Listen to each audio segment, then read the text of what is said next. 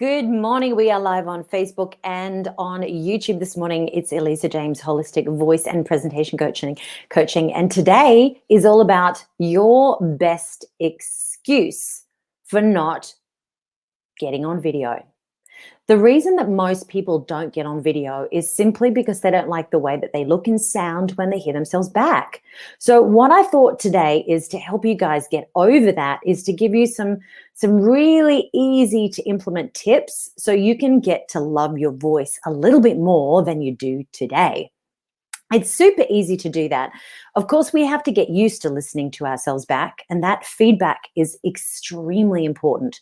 And this is part of what I do as a voice and presentation coach is I help people get over their fears of being on stage, on podcast, and on camera, but also I work with the voice particularly in two different ways. The very first way is aesthetic sound. The way that we sound to ourselves and to other people is very important because when we cultivate the best sound for our voice, people can listen to you longer. And that's the simple truth.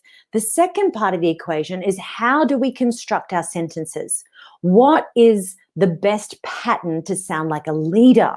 So those things, the sound of leadership and the aesthetic quality voice are both where I really hang out in the voice space today.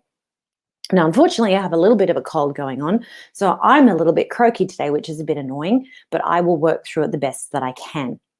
Now, today is all about how to love your voice on camera, even if you don't like it now. So let's get in. I'd like you to first put your best excuse for avoiding the camera now underneath the chat. In the chat box, I know that there's 100 excuses. I've come up with all of them. But if you're a business owner, if you're an entrepreneur, you actually need to be on camera. The number one reason that you're not growing your business fast enough is purely because you're not doing video. It's as simple as that. And even Facebook Lives is better than nothing. Now, I started a YouTube channel to help grow my visibility, my credibility on YouTube, and that's helped my business enormously. So I highly recommend that you start getting on video fast, like super fast. If you're a business owner or an entrepreneur, you must. It's not even a choice anymore. More than 85% of all traffic across all platforms is video. If you're in video right now, you're going to be smashing it out there because there's so many people dragging their feet. Like literally, this is what's going on. If you're one of those people that are dragging your feet, please PM me and I'll show you when the next masterclass is on and then how you can work with me directly to get you over that problem, okay? Now, let's dive into the training today because there's three things that people do wrong consistently. And this is both on stage, on video, on podcast. It doesn't matter. When they're recording their voice, they need to think about three different things to make it more aesthetically pleasing for yourself, for your own feedback and personal peace. And then secondary for the audience, of course. Let's face it. If you have an aesthetically pleasing sound, then it's going to be easier for people to stay tuned, right? So number one is getting the right airflow for the task. Now it seems very existential or maybe very simple, but it's actually a bit more complicated than we think. For example, if you have a tense or tight sound, it means that you're literally holding your air. So if I hold my air back like that, that's immediately what happens to my voice. When I'm not using enough air, there'll be some sort of tension pattern in my voice and it will literally strangle my sound. Now, on the other hand, on the converse, when you're using too much air, a few things can happen. When I hear speakers who are very inexperienced, I notice that they take a really big breath, and then when they speak, they sort of sound exasperated and they have to use all the air all the way to the end. And that's because simply you've not conditioned your body or done any training around breath management. When we manage the airflow through our vocal folds, we blow the airflow up the trachea, we blow the vocal folds into a vibration, and then that vibration, how much airflow we actually blow into that vibration will dictate how clear we are when we're speaking, how loud we are, how much noise we have in the sound. So for instance, if I don't close my vocal folds properly, if I start to speak like this and push the air through too much, then the open phase of the vocal folds is going to be much more prevalent than the closed phase. So now if I squeeze my vocal folds together and use less air, or as Americans, sometimes they sort of squeeze and then bring it forward, and that's also less air. So when you do those sorts of movements, you get too much or too little. So what we want is Goldilocks airflow, just right. So here's what you need to do. When you're doing any sort of practice or speaking task, you don't have to be, singing or doing scales or anything like that. For speakers, we just need to find the right airflow. So when you take a breath in, I want you to say one sentence out for me in one flowing breath, and then really listen to the sound and see if it's too tight or too airy. So if I do this, for instance, let's do days of the week. Monday, Tuesday, Wednesday. Now I feel like I'm holding my breath, and that will be tight. And even if you spoke like this, Monday, Tuesday, Wednesday, it might start off well, but then it might be swallowed in the back of the throat at the end of the word. Excuse me.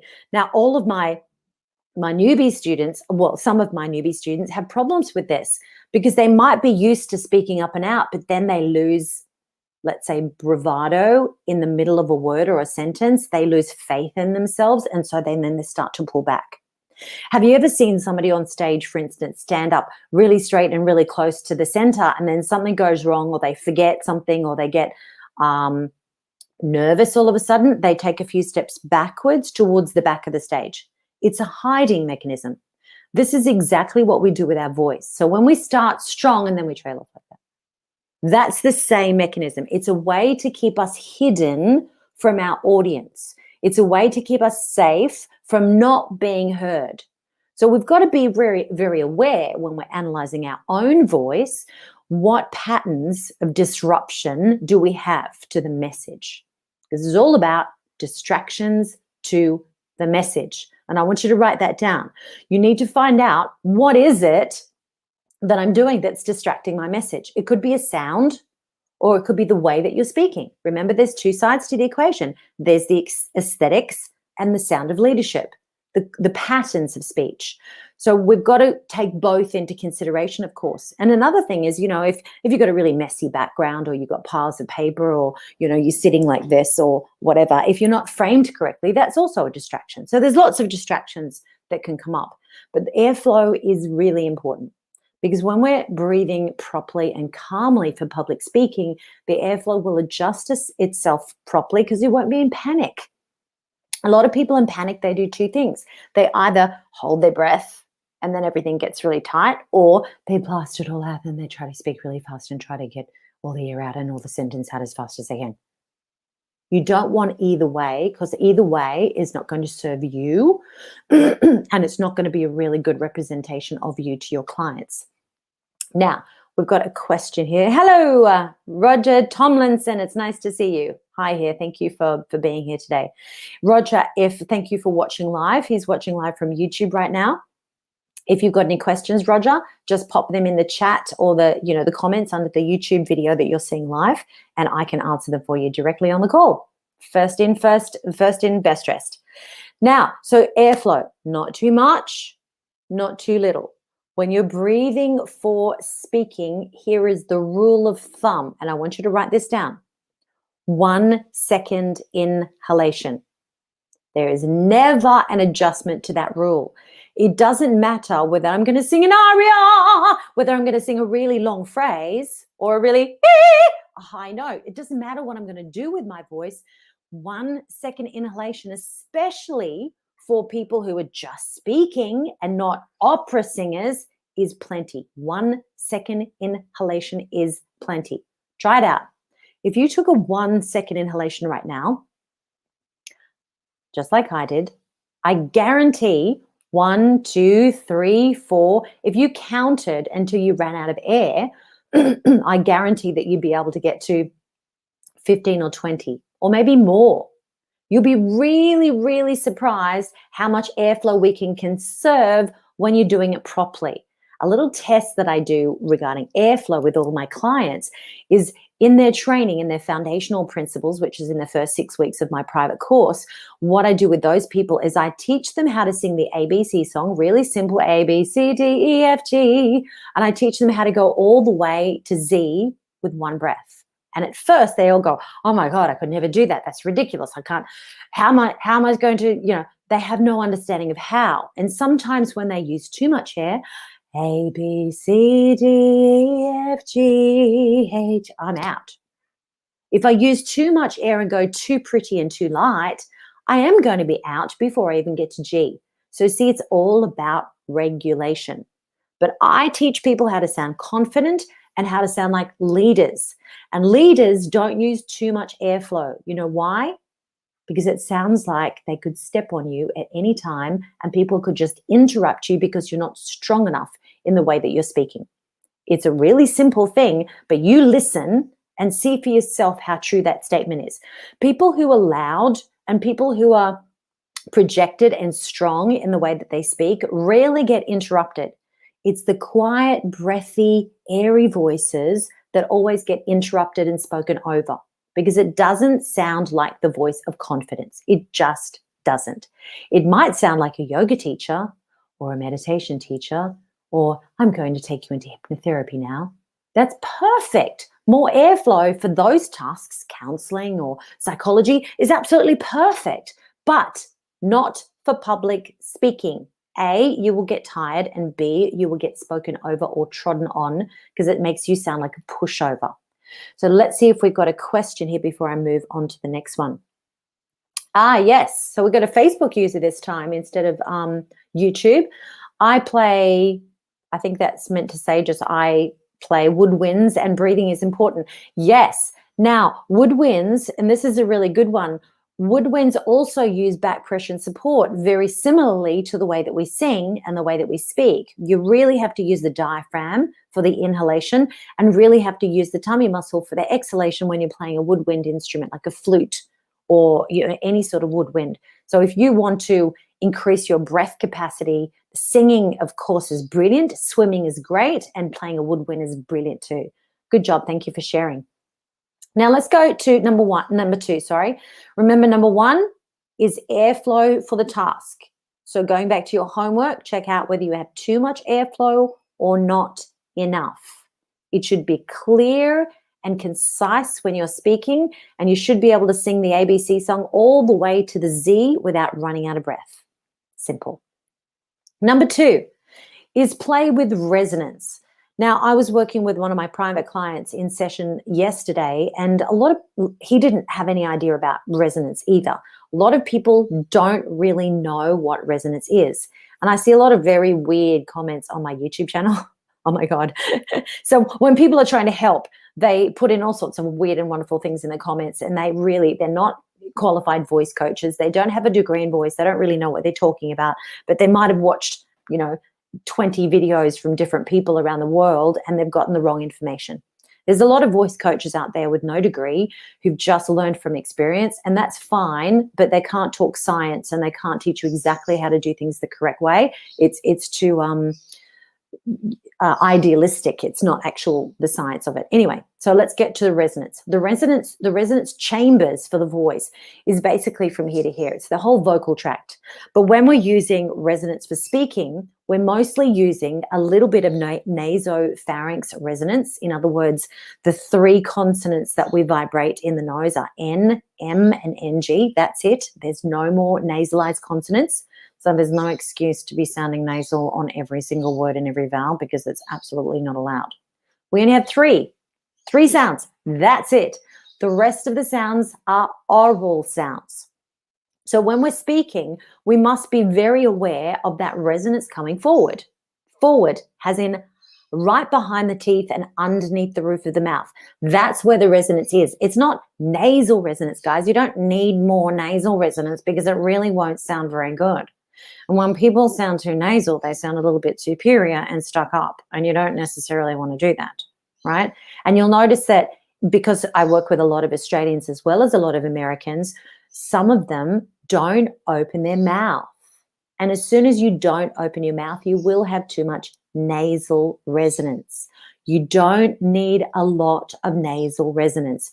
You need to bring the sound forward to the front of the face so the whole face just vibrates here, right behind the teeth and right under the roof of the mouth. So an example of, for instance, this is I'll count to 5 and also sing something so you can hear the difference between using not enough resonance and just right resonance. So you don't want too much, of course, because you'll be annoying. You don't want to be annoying either. So if this is not enough resonance, 1, 2, 3, 4, 5, 6, 7, 8, 9, 10. See, I can use that lack of resonance on any note in my scale. Ah, it's okay, but it's not like ringing yet. It's not ringing, right? We want that ring. You know why we want the ring? Because it's easier to hear. It's easier for your audience to understand you, and it gives you 30% more volume just by milking your resonance. So milk the resonance and you'll get a louder voice even though you don't have to try harder. It's amazing. So here's that same task, counting to 5 and doing an E note or an R note with more resonance. Are you ready? 1, 2, 3, 4, 5. Can you see before? 1, 2, 3, 4, 5. It's relaxed. It's fine. I can talk to a friend over coffee if I don't have to talk too long. That'll be fine. But when I'm public speaking or training or coaching for long periods of time, you need to use more resonance so it's easier for people to hear you and understand you and make you sound like a leader. Resonance is important. So if you're singing that with no resonance, remember, not enough closure of the vocal folds, not enough resonance in the front of the face. Now I'm going to add a lot more resonance. I didn't have to take a breath. Did you see me breathe? No, I didn't take a breath at all. I didn't bother because I've got enough airflow in my lungs to make that tiny little sound. And because I'm milking my resonance, I use less air, more closure, more back pressure. But that's for another training. So you see, airflow and resonance is very important for aesthetics and to make sure that people keep listening to you. It also hurts less when you use less air. It also tires your voice out less when you use less air. And I don't mean strangling yourself, remember, using not enough air, but I'm just saying that balance has to be that Goldilocks balance. So really play with that. It's really fun to play with. And if you want to find out how to do that, for instance, you can go too far. Oh my God. You can go nanny, if you like, go too far and figure out, where does that resonate in my face? If I'm silly and playing, where can I feel the vibration? And that's a really good game because of course you don't want to sound stupid when you're speaking or singing, but just to play allows us to find new spaces that we didn't even know that we had. And when you find that resonance, oh my God, it makes it so much easier to speak and sing. It's incredible, really. I don't know why I wasn't taught more of this when I first started singing 40 years ago, but there's not enough training done around this area. And of course, if you are needing training, I have a brand new workshop that's coming up in about 3 weeks' time. Please PM me and I'll send you the details. Now, the last one is something that people get wrong on video all the time. And this is, I call it flow speak, but let's just say for today, so you understand it very easily, speak as you sing. When you're singing something, it's usually connected. It goes from one sound to the other. Happy birthday to you. See, all the sounds connect one to the other. Now, when you're doing that in speaking, it makes the sound much more flowing and easier to listen to. Much more flowing. So it's called flow speak or speak as you sing. And I've used this with stutterers, stammerers, all sorts of people. This cures a lot of stuff with your voice. Like, believe me, it really does. When I see newbies getting on video and they are all in their head and they're all nervous and they don't know what to say, they usually speak like this. And today, it's all just stuttering and stammering. And that's purely because we're going into fight or flight. we're a little bit nervous and riled up, we're not thinking or breathing or doing anything right. You're probably not trained at all anyway. Everything goes out the window sometimes when you're nervous. You need to rein it all in. You need to ground the breath and calm yourself down, and then make sentences that are flowing and smooth, and then a full stop all the way at the end. Just like that. So if I'm talking to you, imagine I'm talking like you're singing. So if I'm going to construct a sentence now, so I bought this brand new, I love this little boxes and things that I bought behind me. I'm going to sing about that. So this is speaking as you sing. I bought these boxes from IKEA. Aren't they fabulous? If I was singing something like that, you can see how I move the pitch, of course, but I connect all the sounds, right? That's what singing is. Mostly it's about connecting one sound to the other. In other words, consonants to vowels and consonants to vowels. So if I was speaking in a flowing way, let's use something really easy like days of the week. Monday, Tuesday, Wednesday, I could chop it up and make it stammery if I want. Sure. To articulate more clearly, absolutely. But now I'm going to flow it together as I sing. Monday, Tuesday, Wednesday, Thursday, Friday, Saturday. See, now I haven't lost any of my articulation because I was careful with my articulation, but I connected all the sounds one to the other, so it makes it flow much more easily. And when somebody speaks like that, suddenly it's like you get drawn into this magic airflow resonance vibration that makes people feel good. A really good example of that is Maya Angelou speaks like that. The beautiful inspirational speaker. She died a few years ago. Louise Hay spoke like that too. Wonderful lady. She died at 93, had the most beautiful voice. I could listen to her all day long. Oprah speaks like that as well when you're looking at women. Now on the opposite side, on the flip side for guys, Chris Hemsworth does it really nicely because he's had a lot of voice training as an actor, and Morgan Freeman does it really nicely. And actually, I think Barack Obama as well. So there's lots of people that you will start to listen to now from a very different perspective. I want you to start to listen to people. Are they using resonance when they speak? Are they using, how much airflow are they using when they speak? And are they using flow speak as though they're singing?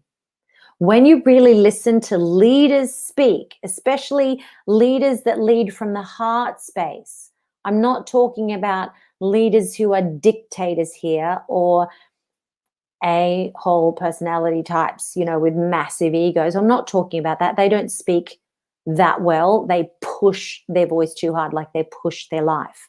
I'm talking about heart-based business owners and entrepreneurs. You will hear it in their voice. There's nothing pushy or prescriptive or demanding about it at all. It's leading by example, and it's leading by inspiration. And the sound of inspiration is not pushy, it's not squeezed, it's not choky. Really, it's not. It's not full of noise either, because that's not going to be very inspirational. It's like there's some inspirational speakers I can't listen to because their voice drives me crazy. And I'm sure that you are the same. I know that some of my clients say, I love the Tony Robbins books and things like that, but I cannot listen to him speak because he's blown his voice out and it sounds very raspy and very pushed. That's all he's got left. That's all he can do. But if you look at not the aesthetic side, if you look at the sound of leadership, compassion, leading by inspiration, leading by strength and conviction and inspiration, absolutely, he's got that in spades. The aesthetic side, unfortunately, has been blown out. So me as a holistic voice coach, I really like to protect your voice and work on both sides. So I hope you found that helpful today. Thank you guys for jumping on. Now, if you've got any last minute questions, make sure you pop it here. These are the places that you can find me. If you're watching on Facebook, I also have a YouTube channel that you may not know about. It's called The Voice of Confidence TV. Now, all you have to do is go over to YouTube and type The Voice of Confidence TV into the search bar. Bingo, all of that will come up.